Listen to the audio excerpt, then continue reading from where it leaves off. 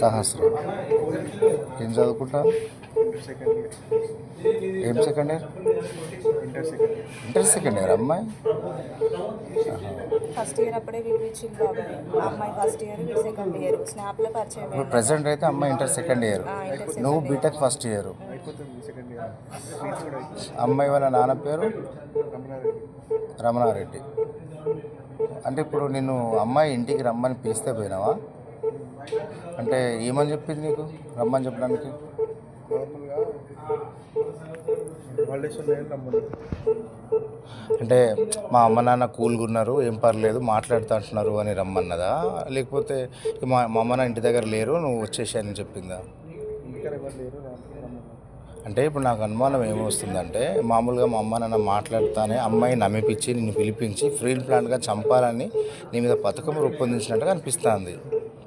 లేకపోతే అదే అట్లా అంటే అమ్మాయిని నమ్మిపించినట్టున్నారు. నువ్వు అబ్బాయిని పిలువు మేము మాట్లాడతామని, మళ్ళీ అమ్మాయి కూడా నీకు డౌట్ రాకుండా అమ్మాయితో నీకు ఫోన్ చేపించినట్టున్నారు. నీకేమనిపించింది? డౌట్ వచ్చింది. ఏమని డౌట్ వచ్చింది? ఇంటి పక్కన వారు ఎవరు చూసి చెప్పిందనుకున్న కాల్ చేసి. సరే వాళ్ళ నాన్న ఇంటికి రాగానే అప్పుడు మీరిద్దరు ఏకాంతంగా ఉన్నారా? మీరిద్దరే ఉన్నారా ఇంట్లో? ఇంట్లో ఇద్దరు మనం. ఓ ఇప్పుడు ఇద్దరే ఉన్నారా? ఎవరు లేరా? వాళ్ళ డాడీ ముందు వచ్చాడు ఇంటికి? వేరే అంకుల్ వాళ్ళ రిలేటివ్ మరి ఫ్రెండ్ వచ్చి డోర్ కొట్టిండు. బయటికి పోయి పిలిచిండు. బయటికి పోయి చూసిండు. చూసినాక తర్వాత వాళ్ళ డాడీ వచ్చిందంట నాకు చెప్పింది. వాళ్ళ డాడీ వచ్చిండు అది అని చెప్తే నేను దాక్కుని వచ్చాను. మళ్ళీ లోపలికి వస్తాడని వెనకకెళ్ళి పోమన్నాడు. చూసినట్టుంది నన్ను. అటు వెనకకెళ్ళి వచ్చిండు. ఇక అంకుల్ వాళ్ళ డాడీ వాళ్ళ ఫ్రెండ్ వచ్చిండు. నేను వచ్చి పట్టుకోవడానికి ట్రై చేశాను. నేను ఎక్కడికి వెళ్ళి వెళ్తున్నాను. మళ్ళీ వాళ్ళ డాడీ నా ముందుకెళ్ళి వచ్చి పట్టుకున్నాడు. కొట్టిండు. కొడుతుంటే అమ్మాయి చూసింది. అప్పటికి డోర్ వేసుకుందని కాల్ వచ్చింది. వాళ్ళ మమ్మీ పోయిందంట ఇంటికి. ఇప్పుడు రాగానే ఏమన్నారు నిన్ను? ఎవరు? అక్కడ ఆ ఇంట్లో వచ్చిన వాళ్ళు. ఇంట్లో నేను పోలే, వెనక సైడ్ ఉండే. ఇంటికి పోలే నేను. అంబులెన్స్ సౌండ్ వస్తే నేను పోయినా.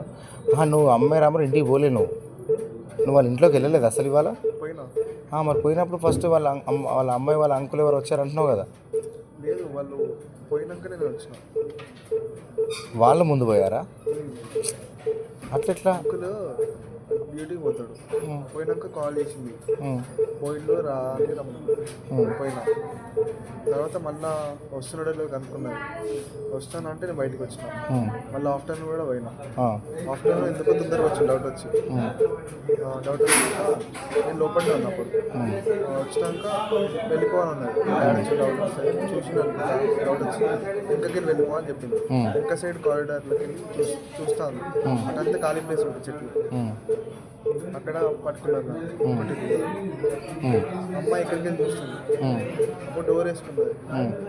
వాళ్ళ మమ్మీ కాల్ చేసింది వాళ్ళ డాడీకి. డోర్ వేసుకుని తీస్తలేదు అని చెప్తే అప్పటికి అంబులెన్స్ ఏదో వచ్చింది. కొట్టే వాళ్ళు ఎంతమంది నిన్ను? వాళ్ళ డాడీ ఇంకో పట్టుకొచ్చిండు. వాళ్ళ డాడీ కొట్టిండు. వాళ్ళ డాడీకి వాళ్ళ మమ్మీ ఫోన్ చేసి డోర్ వేసుకుందని చెప్తున్నారు. అంటే అప్పుడు కొట్టేటప్పుడు వాళ్ళ డాడీ లేడా? ఫస్ట్ వేరే వాళ్ళు కొట్టారా నిన్ను? వాళ్ళ డాడీ కొట్టిండు. ఇంకెంతమంది కొడుతున్నారు? ఆయన ఒకటే. మరి వాళ్ళ మమ్మీ వాళ్ళ డాడీకి ఎందుకు ఫోన్ చేస్తే? వాళ్ళ మమ్మీ ఎక్కడ ఉంది? ఇంట్లోనే ఉంది కదా. ఆల్రెడీ చెప్పిండు నా దగ్గర రాకముందు. ఇంటికి రాను. మమ్మీ డైరెక్ట్ అక్కడ పోయింది. ఎక్కడికి వెళ్ళింది వాళ్ళ? ఇంటికి. ఇంటికి పోయినాక నా దగ్గరకు వచ్చింది. ఓహో, మళ్ళీ ప్లేస్ మారింది. ఇక ఇప్పుడు నువ్వు బయటికి వెళ్ళావు. ఇంటికి వచ్చినాక నా దగ్గరకు వచ్చింది. మళ్ళీ నాకు డౌట్ రావద్దని ఇంటికి పోయి హ్యాంగ్ చేసుకున్నా అన్నట్టు అట్లా చెప్పిండు.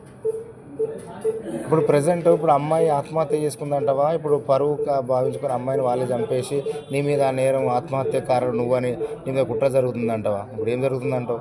అది క్యాష్ ఫీలింగ్ వాళ్ళే చంపాలనుకుంటా. కుల వివక్షతోనే జరుగుతుందంటావా? ఓకే.